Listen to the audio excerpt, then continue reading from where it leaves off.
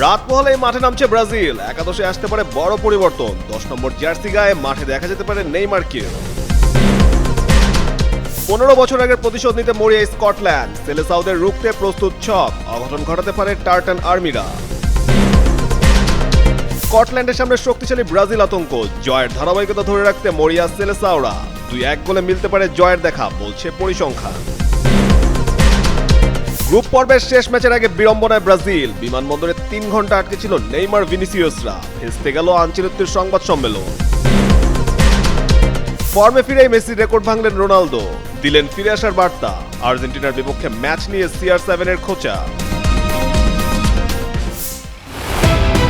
নিজেদের শেষ ম্যাচে জয় ছিনিয়ে আনতে মুখে আছে ব্রাজিল। এরই মধ্যে স্কটল্যান্ডের বিপক্ষে তৃতীয় ম্যাচ ঘিরে প্রস্তুত দলের পরিকল্পনা। যদিও দলকে ভোগাচ্ছিল তারকা ফুটবলার নেইমারের অনুপস্থিতি, একই সাথে রাফিনহার ইনজুরি যেন ছিল মরার উপর খাড়ার ঘা। এমন পরিস্থিতির মধ্যে নেইমারের ফেরা নিয়ে মিলল নতুন বার্তা। যুক্তরাষ্ট্রের মিয়ামিতে বৃহস্পতিবার বাংলাদেশ সময় ভোর 4টায় গ্রুপ পর্বের শেষ ম্যাচে স্কটল্যান্ডের মুখোমুখি হতে যাচ্ছে সেলেসাওরা। ব্রাজিলিয়ান কোচ কার্লো আনচেলত্তি নিশ্চিত করেছেন, গ্রুপ পর্বের শেষ ম্যাচে বাঁচা মরার লড়াইয়ে স্কটল্যান্ডের বিপক্ষে বিখ্যাত 10 নম্বর জার্সি গায়ে জাদু দেখাতে ও নিজেকে প্রমাণ করতে মাঠে নামবেন নেইমার জুনিয়র। ব্রাজিলিয়ান কোচ হাসতে হাসতে সাংবাদিকদের বলেন, নেইমার খেলার জন্য সম্পূর্ণ উন্মুক্ত। সে বাকিদের সঙ্গে খুবই ভালো অনুশীলন করছে এবং নিজেকে প্রস্তুত করছে। নেইমারের মতো একজন খেলোয়াড় দলে থাকা আমাদের জন্য বিশাল স্বস্তির।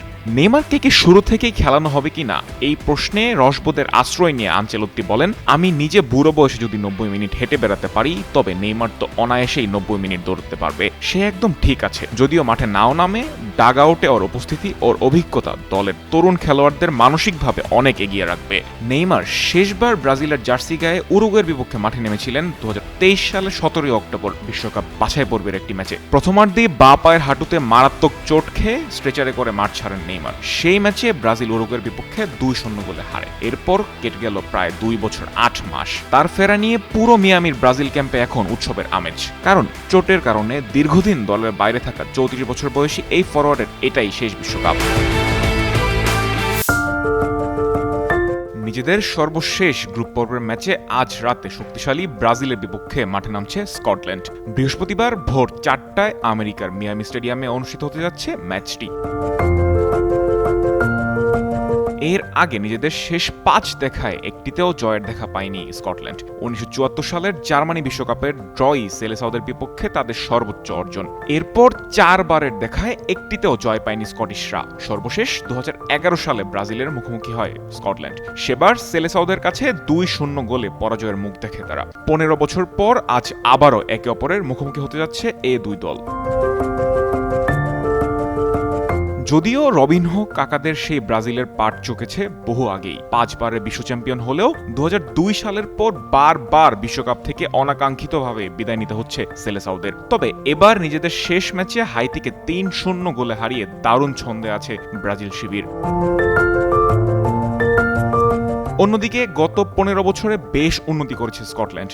যেখানে ফিফা র্যাঙ্কিংয়ে সবসময় 70-এর আশেপাশে দেখা যেত, সেখানে বর্তমানে তারা রয়েছে 42 নম্বরে। সাথে রয়েছে স্কট ম্যাকটোমিনি, রবার্টসনদের মতো তারকা খেলোয়াড়রা। রাতে একদিকে আনচেলত্তি শিষ্যদের রিসেন্ট পারফরমেন্স, আর অপর প্রান্তে Scottish classic European football. Group পর্বের শেষ ম্যাচে এক হাড্ডাহাড্ডি লড়াইয়ের অপেক্ষায় পুরো ফুটবল বিশ্ব।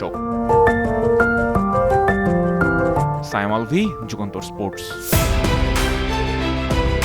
বিশ্বকাপের মঞ্চে মরক্কোর সাথে আশানুরূপভাবে যাত্রা শুরু না হলেও দ্বিতীয় ম্যাচে ঘুরে দাঁড়ায় ব্রাজিল। প্রথমার্ধের 3 গোলে এগিয়ে থেকে হাইতিকে রীতিমতো বিধ্বস্ত করে সেলেসাওরা। প্রথম 2 ম্যাচে মাঠে না নামা তারকা ফুটবলার নেইমারও ফিরেছেন তৃতীয় ম্যাচে। হাইতি গত ম্যাচে স্কটল্যান্ডের সাথে ভালো খেললেও ফলাফল তাদের বিপক্ষে যায়। প্রথম ম্যাচের জয়ে স্কটল্যান্ড বিশ্বকাপে প্রথম নকআউট পর্ব খেলার জন্য এক ধাপ এগিয়ে যায়। দ্বিতীয় ম্যাচে মরক্কোর সাথে হারের পর তারা চাইবে ব্রাজিলের বিপক্ষে পয়েন্ট বের করে নিতে, কিন্তু তাদের কাজটা মোটেও সহজ হবে না। পরিসংখ্যান বলছে মোট 5 বার দেখায় টার্টান আর্মিরা একবারও জেতেনি আনচেলত্তির শিষ্যদের বিপক্ষে। সবশেষ 15 বছর আগে মুখোমুখি হয় ব্রাজিল স্কটল্যান্ড। এবারে নেইমারদের বিপক্ষে নেমে অঘটন ঘটাতে চাইবে তারা। যদিও এবার স্কটল্যান্ড সেলেসাওদের জন্য হুমকি হয়ে দাঁড়াতে পারে।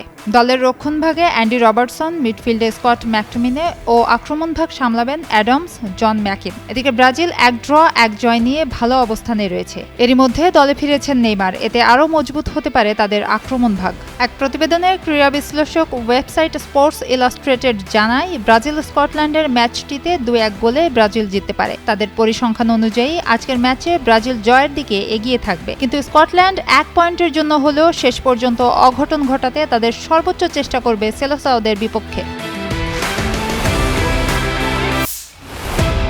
রাতে গ্রুপ পর্বের শেষ ম্যাচে মাঠে নামতে যাচ্ছে ব্রাজিল। এই লক্ষ্যে মায়ামির উদ্দেশ্যে যাত্রা শুরু করে সেলেসাওরা। বিমানবন্দর পর্যন্ত ঠিকঠাকই ছিল সবকিছু, তবে হঠাৎ করে আটকে দেওয়া হয় আঞ্চলিক শিষ্যদের। টানা 3 ঘন্টা বিমানবন্দরে অপেক্ষা করতে দেখা যায় নেইমারদের। মঙ্গলবার যুক্তরাষ্ট্রের স্থানীয় সময় দুপুর 2টায় বিমানবন্দর ছাড়ার কথা থাকলেও ফ্লাইট উড়াল দিয়েছে বিকেল 5টায়। ক্রীড়াভিত্তিক আন্তর্জাতিক সংবাদ মাধ্যম ESPN এর এক প্রতিবেদনে এই তথ্য জানানো হয়েছে। সেখানে বলা হয়েছে, নিউ ইয়র্ক থেকে মায়ামি পর্যন্ত বৈরী আবহাওয়া ও বৃষ্টির কারণে ব্রাজিল জাতীয় দলের ফ্লাইট ছাড়তে 3 ঘন্টা দেরি হয়েছে। ফ্লাইট দেরি হওয়ায় ব্রাজিলের কোচ কার্লো আনচেলত্তির সঙ্গে প্রেস কনফারেন্স স্থগিত করা হয়েছে। এছাড়াও বাতিলের শঙ্কা রয়েছে বলে জানা গেছে। এই বিলম্বর কারণে ব্রাজিলিয়ান ফুটবল কনফেডারেশন ফিফাকে আনচেলত্তি ও স্ট্রাইক ম্যাথিউস কুনহার সংবাদ সম্মেলন আয়োজন না করতে অনুরোধ করা হয়েছে। পরিস্থিতি পর্যবেক্ষণ করছে ফিফা ও কনফেডারেশন।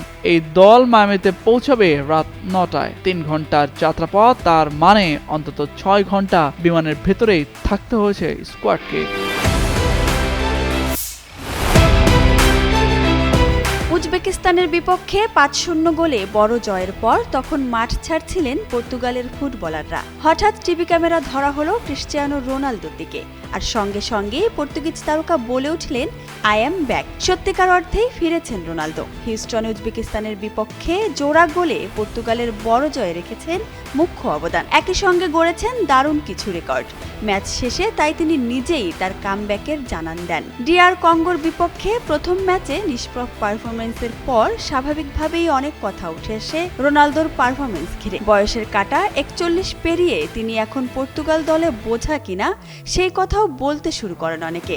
আর এসব কিছুর জবাব দিতে মাত্র 6 মিনিট সময় নেন রোনালদো। মঙ্গলবার রাতের ম্যাচে 6ষ্ঠ মিনিটে জালের ঠিকানা খুঁজে নিয়ে বিশ্ব রেকর্ডও গড়েন পর্তুগিজ সুপারস্টার। বিশ্বকাপের ইতিহাসে প্রথম ফুটবলার হিসেবে 6টি ভিন্ন আসরে গোলের রেকর্ড গড়েন তিনি। শুধুমাত্র সেখানেই থেমে থাকেননি রোনালদো। ম্যাচের 38 মিনিটে আরেকবার জাল কাঁপিয়ে গড়েন বিশ্বকাপ ইতিহাসের সবচেয়ে বেশি বয়সে এক ম্যাচে জোড়া গোলের রেকর্ড। একই সঙ্গে বিশ্বকাপে পর্তুগালের হয়ে সর্বোচ্চ গোলের মালিকও হয়ে যান তিনি। ফিফা বিশ্বকাপে এতদিন পর্তুগালের হয়ে সর্বোচ্চ 9 গোল ছিল ইউসেবিওর। তাকে টপকে 24 ম্যাচে 10 গোল হয়ে গেল রোনালদো। বিশ্বকাপ ইতিহাসে প্রথম ফুটবলার হিসেবে টানা 6টি বিশ্বকাপে গোল করার অনন্য বিশ্ব রেকর্ড গড়েছেন পর্তুগিজ মহাতারকা ক্রিস্টিয়ানো রোনালদো। 2006 সালে জার্মানি বিশ্বকাপে অভিষেকের পর থেকে প্রতিটি বিশ্বকাপে গোল করেছেন তিনি। এছাড়া বিশ্বকাপের সবচেয়ে বেশি বয়সী খেলোয়াড় হিসেবে জোড়া গোলের রেকর্ডও এখন তার ঝুলিতে। এতে আর্জেন্টাইন মহাতারকা লিওনেল মেসিকেও পেছনে ফেলেছেন তিনি। মঙ্গলবার উজবেকিস্তানের বিপক্ষে 41 বছর 138 দিন বয়সে জোড়া গোল করেন রোনালদো। এদিকে সোমবার অস্ট্রিয়ার বিপক্ষে জোড়া গোলের ম্যাচে মেসির বয়স ছিল 38 বছর 363 দিন। এছাড়া বিশ্ব ফুটবলের ইতিহাসে 6টি ভিন্ন বিশ্বকাপে গোল করার নজির এখনো কারো নেই। রোনালদোর পর 5টি ভিন্ন বিশ্বকাপে গোল করার কীর্তি রয়েছে শুধু তার দীর্ঘদিনের প্রতিদ্বন্দ্বী লিওনেল মেসির। 2006 সালের বিশ্বকাপে ইরানের বিপক্ষে গোল করে বিশ্বকাপে নিজের গোল যাত্রা শুরু করেন রোনালদো। এরপর 2010 ও 2014 বিশ্বকাপেও একটি করে গোল করেন তিনি। বিশ্বকাপ ক্যারিয়ারে রোনালদোর সবচেয়ে স্মরণীয় আসর 2018 সালের রাশিয়া বিশ্বকাপ। ওই আসরে স্পেনের বিপক্ষে দুর্দান্ত হ্যাটট্রিক করেন তিনি, যা বিশ্বকাপে তার একমাত্র হ্যাটট্রিক। প্রায় 2 দশকের ফুটবল ক্যারিয়ারে কখনো বিশ্বকাপে মুখোমুখি হয়নি আর্জেন্টিনা ও পর্তুগাল। তাই জাতীয় দলের হয়ে 2 সুপারস্টারের মুখোমুখি দ্বৈরথ দেখা যায়নি কখনো। সেই সম্ভাবনা এবার দেখা দিয়েছে চলতি বিশ্বকাপে। বেশ কিছু সমীকরণ মিলে গেলে এবারের ফিফা বিশ্বকাপে কোয়ার্টার ফাইনালে দেখা হতে পারে বর্তমান বিশ্ব চ্যাম্পিয়ন আর্জেন্টিনা ও 2026 সালের সেমিফাইনালিস্ট পর্তুগালের। পর্তুগিজ সুপারস্টার ক্রিস্টিয়ানো রোনালদোর মতে এমন কিছু হলে সেটি হবে দারুণ ব্যাপার। হিউস্টনে মঙ্গলবার রাতে উজবেকিস্তানকে 5-0 গোলে উড়িয়ে কে গ্রুপের শীর্ষে উঠে গেছে পর্তুগাল। শেষ পর্যন্ত আর্জেন্টিনা ও পর্তুগাল শীর্ষে থেকে নকআউটে উঠতে পারলে এবং 2 দলই শেষ 32 ও শেষ 16 ম্যাচ জিতলে কোয়ার্টারে দেখা হয়ে যেতে পারে তাদের। উজবেকিস্তান ম্যাচের পর সংবাদ সম্মেলনে সেই কথাই মনে করিয়ে দেয়া হয় রোনালদোকে। উত্তরে মেসি ও আর্জেন্টিনার বিপক্ষে খেলার সম্ভাবনাকে স্বাগত জানান পর্তুগিজ সুপারস্টার। আগামী রোববার ভোরে গ্রুপ পর্বে নিজেদের শেষ ম্যাচে কলম্বিয়ার মুখোমুখি হবে পর্তুগাল।